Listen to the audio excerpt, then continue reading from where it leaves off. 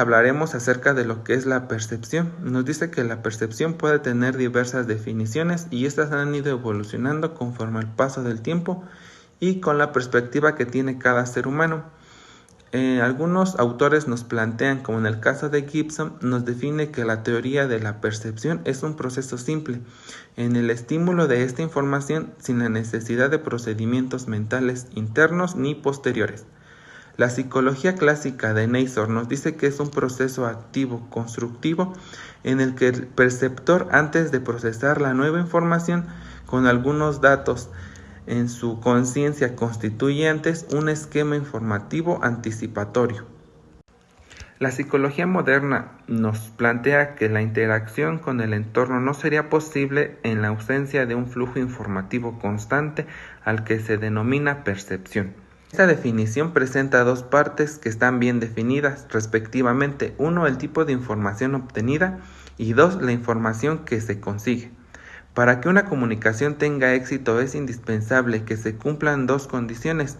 En primer lugar, que el captante tenga la atención del individuo expuesto. En segundo lugar, que sea interactuada correctamente, es decir, que la forma que el emisor está dando la información se cumpla mediante un proceso de comunicación denominado proceso de recepción.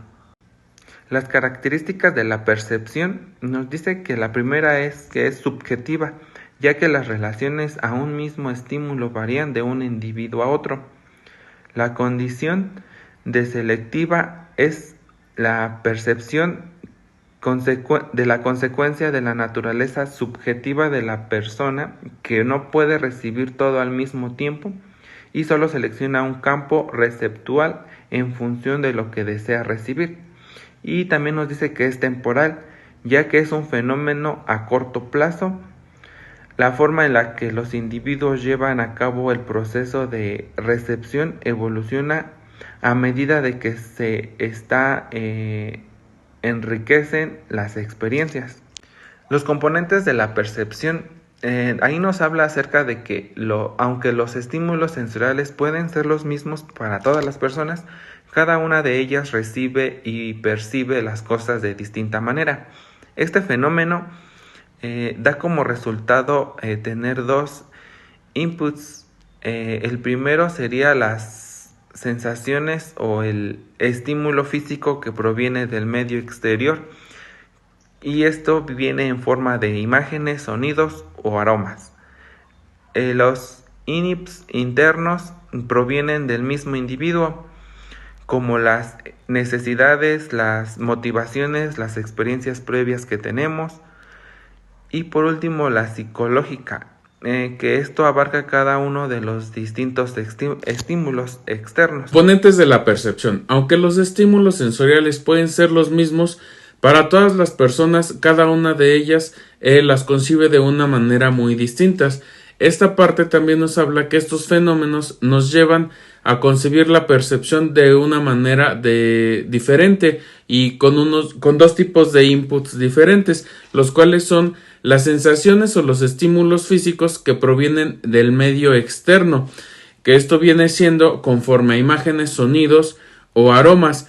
La otra parte que provienen, o los internos, que son los que provienen del individuo, que son las necesidades, motivaciones, experiencias, y que proporcionará una elaboración.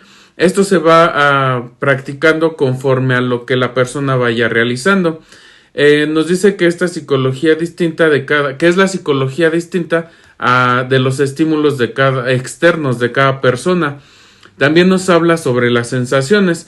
Las sensaciones son como la respuesta directa o inmediata a una estimulación de los órganos sensoriales.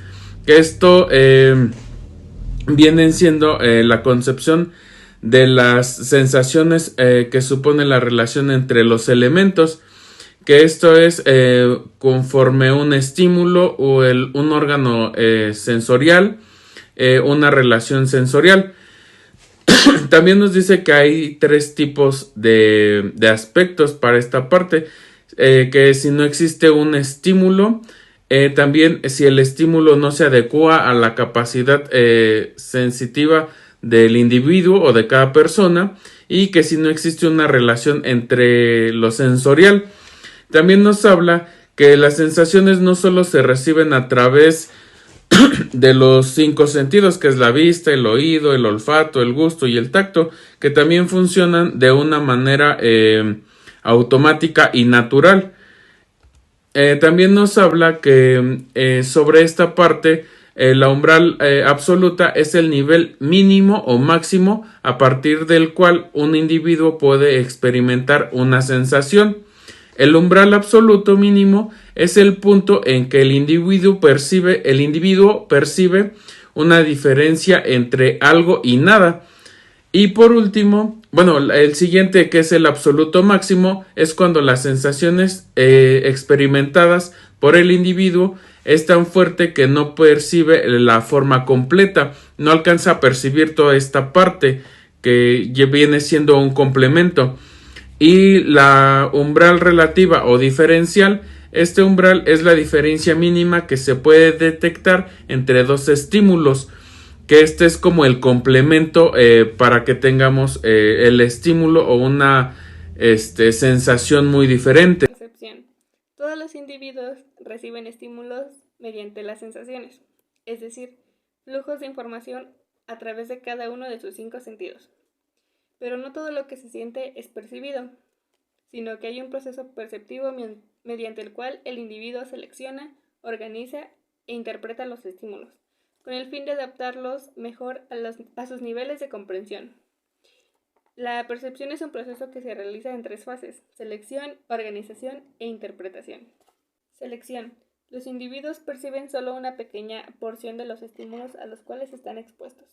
Cuando la percepción se recibe de acuerdo con nuestros intereses, se denomina percepción selectiva.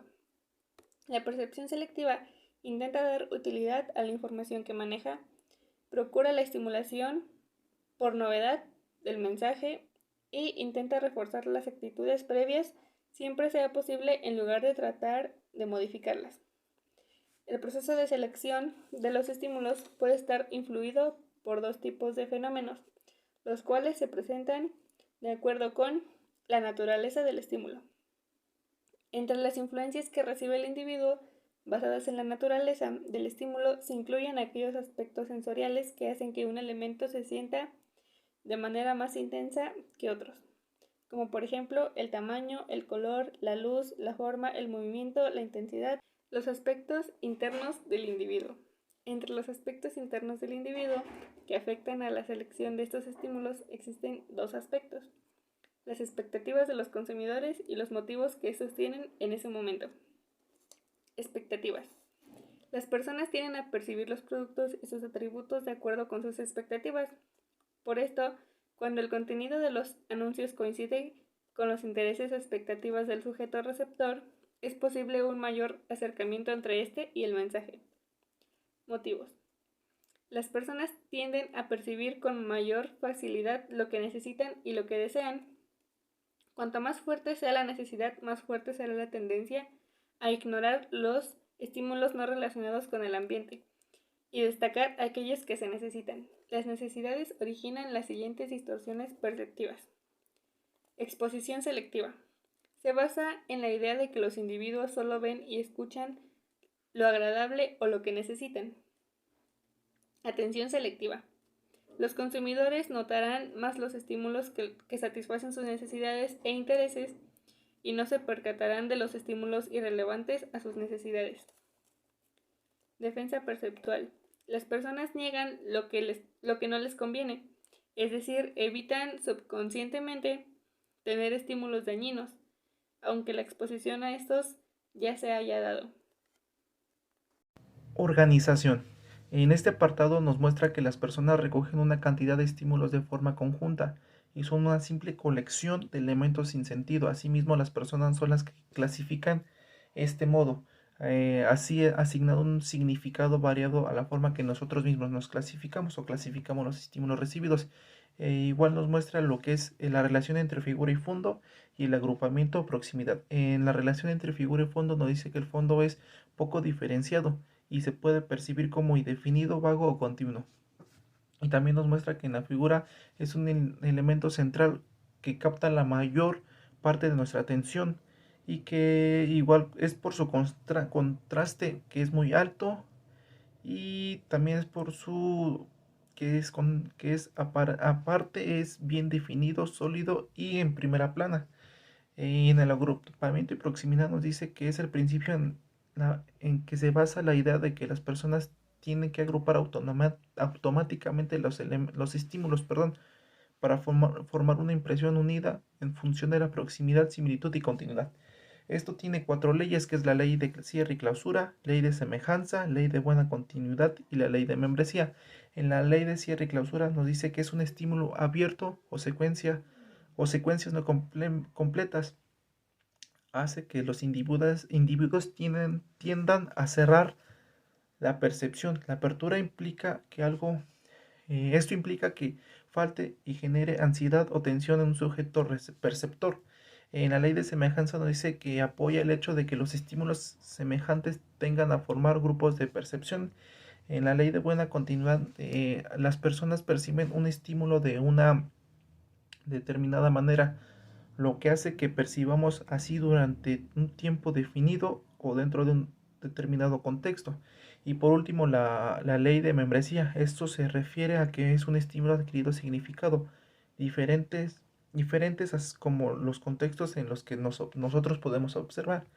Igual, aquí viene un apartado que dice que es el estímulo ambiguo. Se considera como un estímulo cuando no corresponde a una forma reconocida inmediatamente o como no se puede interpretar de diferente forma. Esto hace que el ser humano tenga a interpretar los estímulos de manera coherente. Interpretación. La interpretación es la última fase del proceso perceptual que trata de como dar un contenido de los estímulos que seleccionamos y organizamos. La interpretación depende de la experiencia previa de cada uno de los individuos que lo pasa, así como la motivación, de los intereses personales y la interacción con las personas que tengamos. La percepción de los factores publicitarios. Esto viene en unos ejemplos donde para poder captar la atención y conseguir la percepción del público en un anuncio gráfico que podemos encontrar en cualquier lugar, ya sea en la calle, o es un buen diseño de todos los elementos, que por ejemplo pueden ser la diagramación, el logotipo, el título, el cuerpo del texto, el eslogan, que esto tiene que tener muy importante estos puntos, que es la brevedad, captar nuestra atención, facilitar así para que nosotros podamos volver a recordar, pues ese título o ese factor publicitario me llamó la atención. En las palabras y el cromatismo, realismo, atención, la psicología estética y efectividad. Y por último, las imágenes gráficas.